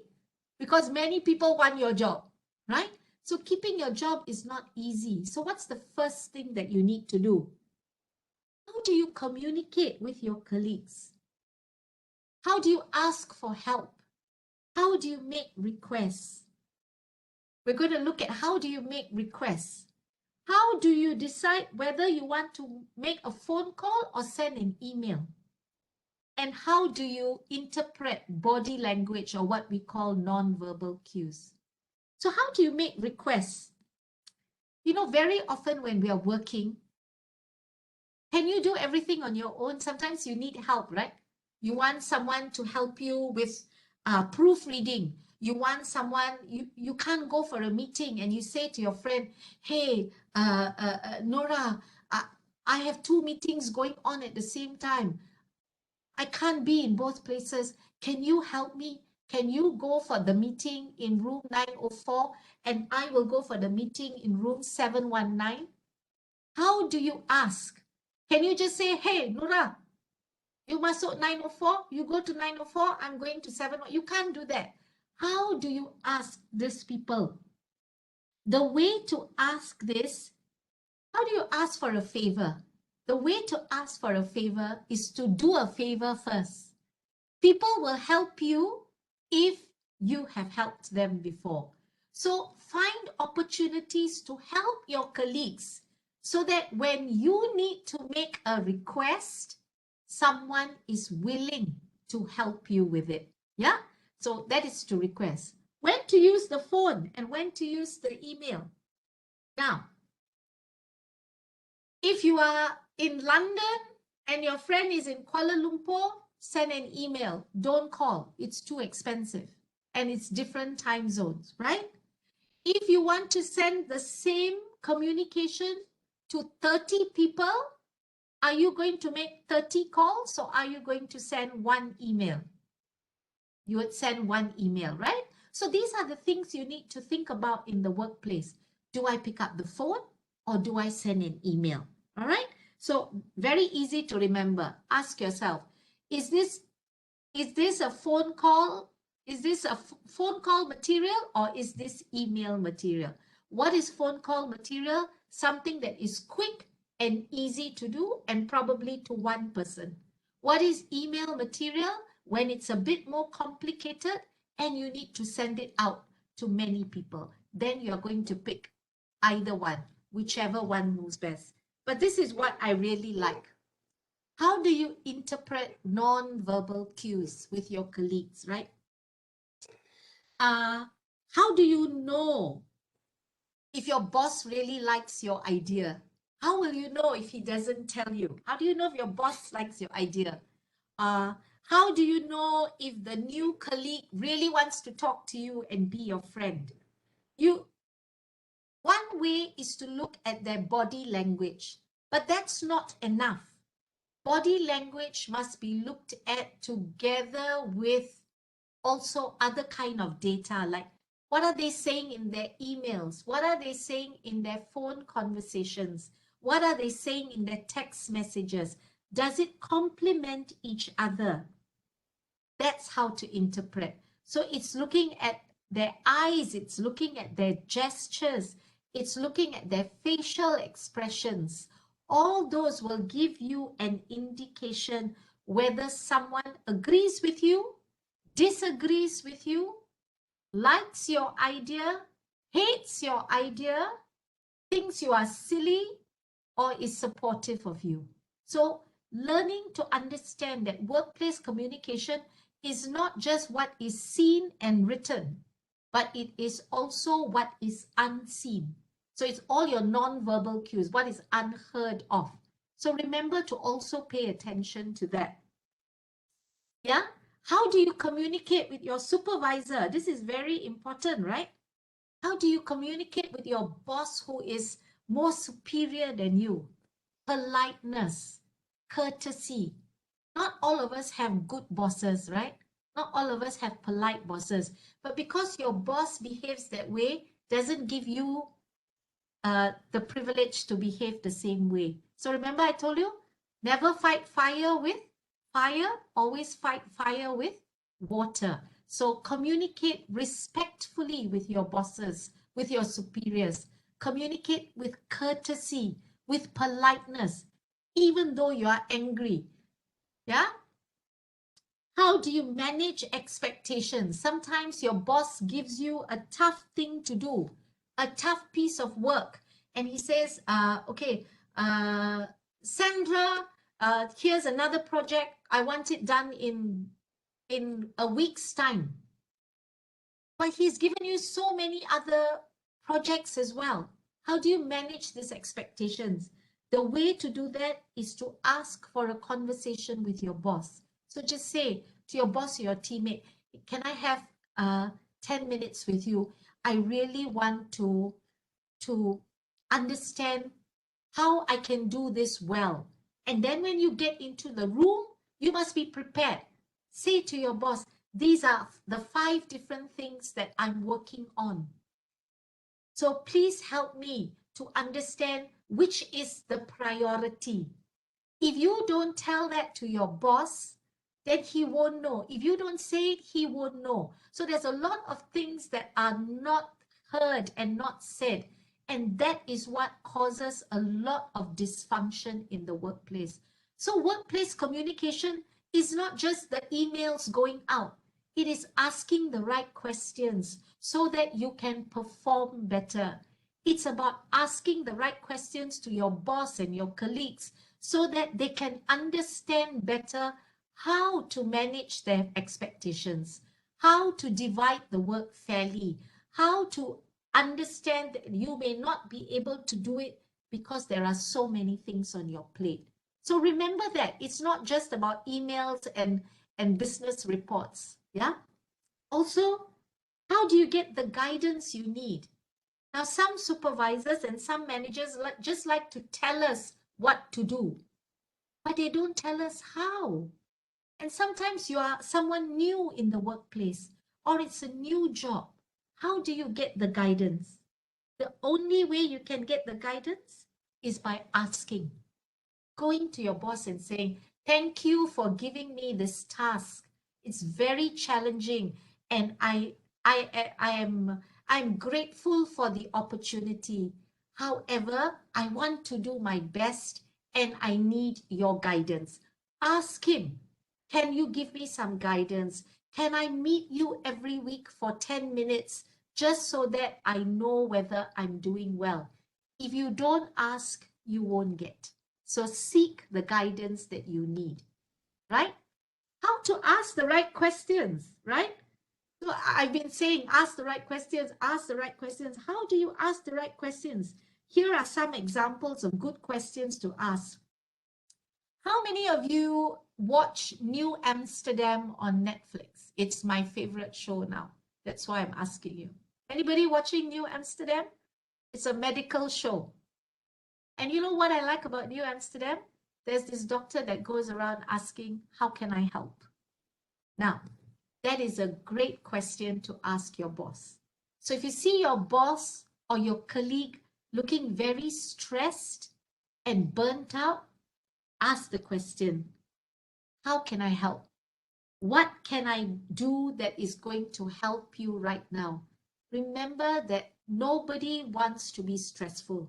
Nobody wants to be angry. Nobody wants to be rude. Sometimes everyone is looking for a little bit of help. So ask that question. That is such a good question to ask. How can I help you? Another great question to ask that I shared with you just now is to ask your boss, how can I prioritize, sir? I have 5 projects. Which one comes first? Let him tell you which is most important. So how can I prioritize? Another good question to ask your boss is, do you see anything that is missing? So that means you go to your boss with a proposal. Don't ask him if this is right or wrong. Ask him, I've worked on this and I just wanted to ask for your input. Do you think that there's anything missing? Now, that gives him an opportunity to think very carefully and to go through your proposal. One, he will say, it's perfect, you have thought of everything. Or he will say something like, I think there's something that's missing here. But you know what's the good thing? You have shown him that you are willing to learn. Yeah? So those are some of the great questions that you need to ask. Know when to listen and when to speak. In effective communication, as I said, we've got 2 ears and 1 mouth. So all the time, it's about knowing when to listen and when to stop speaking. Atira, have we come to the end of our time? No, we have still like 15 minutes. Okay, great. We will Okay, start at 4. brilliant. I'm just going to go to, we covered this earlier, how to respond to critical feedback. How to respond to critical feedback, don't be defensive. If someone says, can I have a chat with you about your work? Then say, receive it in a good way and thank the person. Thank you so much for taking time to advise me. I'm going to think very seriously about what you have told me and I will do better. That's one way. If you are sure that what you've done is not right. But sometimes people like to give you feedback and you are thinking in your heart, that's not true. I didn't do that. But don't respond immediately. Say, thank you for sharing that with me. Please give me some time to go away and think about it, and I will come back to you with a response. Similar to what Sazrul asked about being asked a tough question in the interview and not knowing the answer. Take some time to think about it. Okay, I want to share with you the last part. So there are 3 reasons why we want to move on, right? Sometimes you have an internal promotion. Sometimes you want to switch your career. And sometimes you want to resign from your job. And you're probably thinking, why is Elizabeth talking about this? But I think this is very, very important. When you give notice in a positive way. Yeah? If you're going to tell your boss that you want to leave your job, even though you are angry and that's why you want to leave, don't show your anger. There's an English saying, don't burn your bridges, because you never know, you might have to come back there to work, or this particular boss might be your boss in your new place of work, but you never know when the connection will come back. So how do you give notice? When you give notice, just don't blurt it out like that. Think about it carefully. Think about it carefully. Write down your reasons carefully. And don't be a coward. Don't send an email. Don't send a letter. Don't send a text message. Ask for a conversation. Go face to face with the person and tell them that you want to give your notice. That's very, very important. It's important to leave your place of work with respect and courtesy. So one is giving notice. Talk to your supervisor before leaving. Don't tell everybody else and then tell your supervisor last. Talk to your supervisor and say, I'm thinking of leaving, or I've been offered another job and I'm going to be leaving. Give your supervisor priority when you are going to leave your job. How do you talk about leaving your job? How do you tell your colleagues? Now, sometimes your company may say, if you're a very important person, they may say, please don't tell anybody anything yet. The company will announce your departure, especially if they're CEOs or something. Or sometimes they will say, okay, this is what we want you to tell the staff. They will tell you.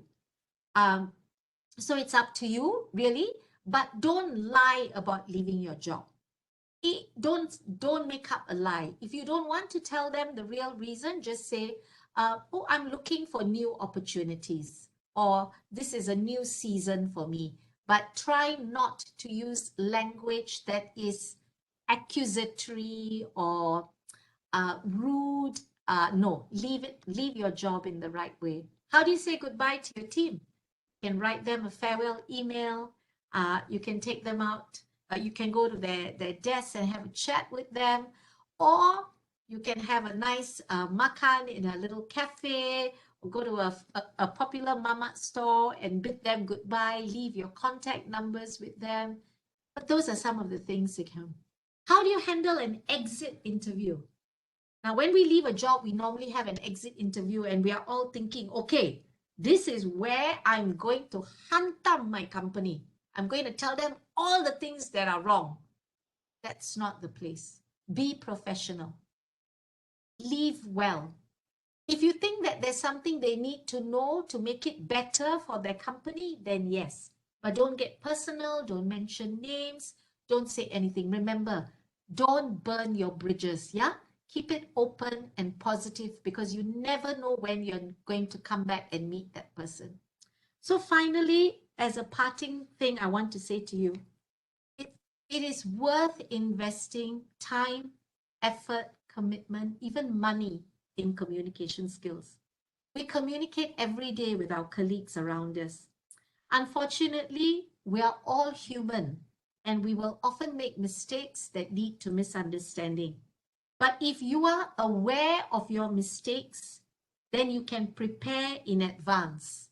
When you prepare in advance, you can avoid misunderstanding and fix any problems that there are. Okay, so invest a bit of time in improving your knowledge. Think carefully about communication because it's important. And remember that just written communication is not workplace communication. Workplace communication involves what you hear, what you see, what you sense, and of course, what you read and you write. So I hope that the session has been useful to you, and I would be happy to take some of your questions and answers, questions now. Fatima, you've got a there's always someone who's kind of toxic in our workplace circle. By toxic meaning someone who doesn't like us at all. Is there advice on how to communicate with this certain someone in a professional attitude, as we have to work with this person most of the time? Oh, Fatima, so tough, right? We all have that one person in our office, correct? I think there's always that one person. I think you can't avoid this person because you have to work with the person. And I always think that these people actually are sometimes people who have a lot of problems. So that's why I think listening is so important. Listening actively to what this person is saying. Also maybe learning to confront the situation. So if this person is always being toxic to you, then don't address it in a group. Maybe call her to the side or him to the side and say, hey, I want to, let's have a chat. But you must have your evidence. Yeah, don't say you're always being toxic. Give him a few concrete examples. Say, you know, did you remember at this particular meeting you said this or you said this? I would appreciate it if you gave me a little bit more respect. But having a one-on-one meeting is a good sign, is a good thing to do. Hi, Shafina. How to be more confident? Oh, stand tall, breathe. I think the best way to increase your confidence is to read a lot. And I said it in the last seminar. Listen to a lot of radio channels, listen to English songs, watch the news, find what you're interested in and feed into that. The other thing is, don't be afraid to make a mistake. People will laugh at you once or twice. You laugh together with them, right? So don't be afraid. What about the flow of words when you speak? Sometimes I can't control the speed when speaking. You know what, Khairul? I have that problem as well. I think we just sometimes what I do on a call is I put a post-it note on my laptop and I say slow down. So that when I'm speaking, I'm constantly reminded. Another way, Khairul, that you can do that in your workplace is to find an accountability partner. So find a colleague who will say to you, hey, Khairul, slow down. You're speaking too fast. Find a good friend that will help you. Okay, any more questions? We have 4 minutes more, I believe.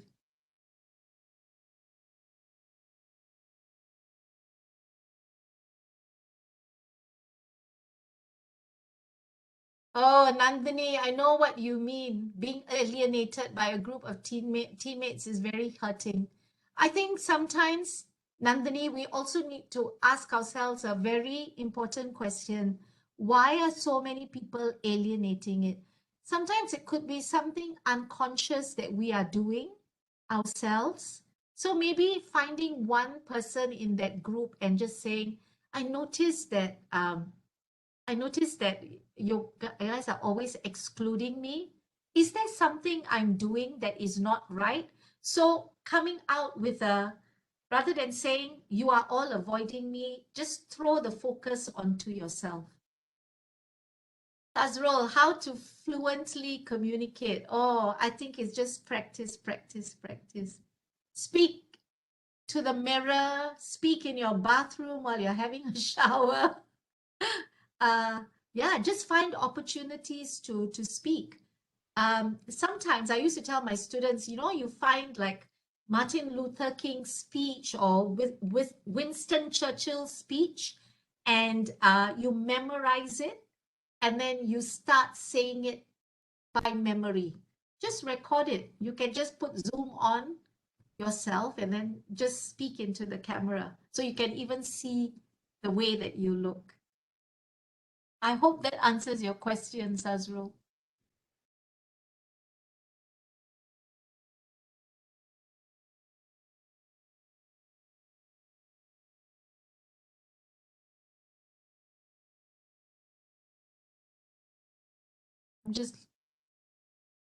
Thank you, Kayuan. I'm glad that you found it an informative session. So if there are no questions, I just want to say thank you to everyone. It's been a great session. I've enjoyed preparing for the session. I learned a lot of things as well. Yeah, thank you for being here today.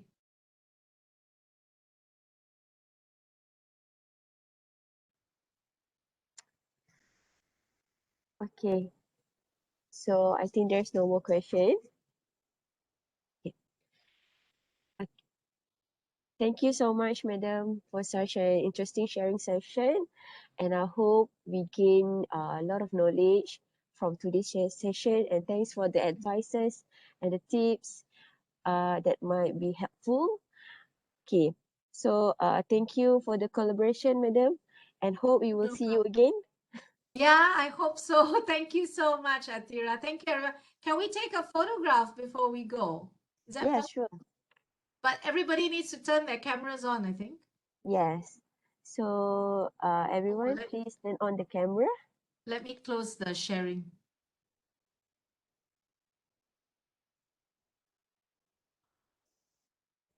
Oh, good to see people's faces.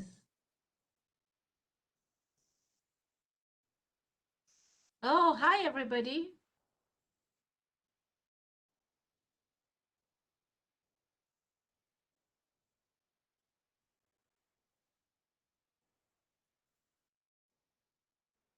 I finally get to see people's faces. That's good.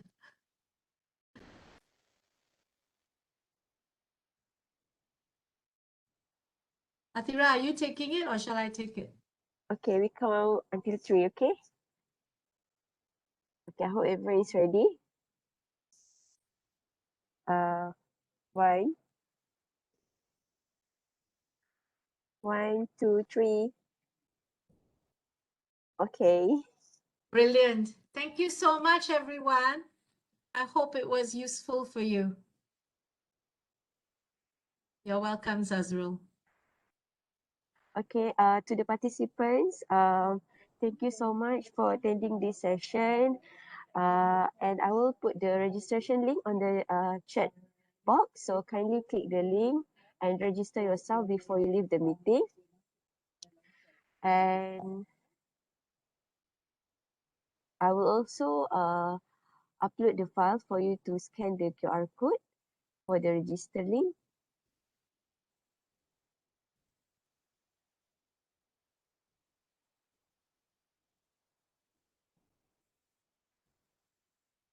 Okay, I already shared the link, the chat box.